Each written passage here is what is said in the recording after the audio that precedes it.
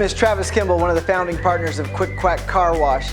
We're excited to be here in Hollister, California, our very first location in Hollister and in the Central Valley. It's already setting records. We have more unlimited memberships before our grand opening than any other store in the history of Quack.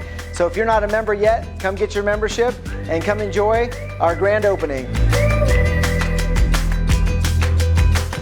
Thank you, Quack, for allowing us the opportunity to receive this money for our community members in need.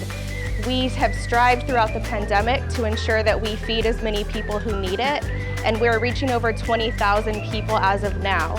So this money is going to go to helping secure the food to make sure we can keep putting food on people's tables.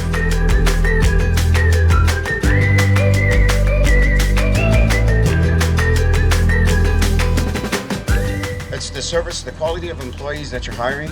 You know, they're always friendly. They're attentive. They always check the back of my truck to make sure I don't have my dog in it. It's an absolute pleasure having you here, and we look forward to more adventures together and more opportunities to help the community. But thank you for building such a nice place and keeping the environment in mind. It means a lot to us. So. Today we're able to present a check to the Community Food Bank for $3,500.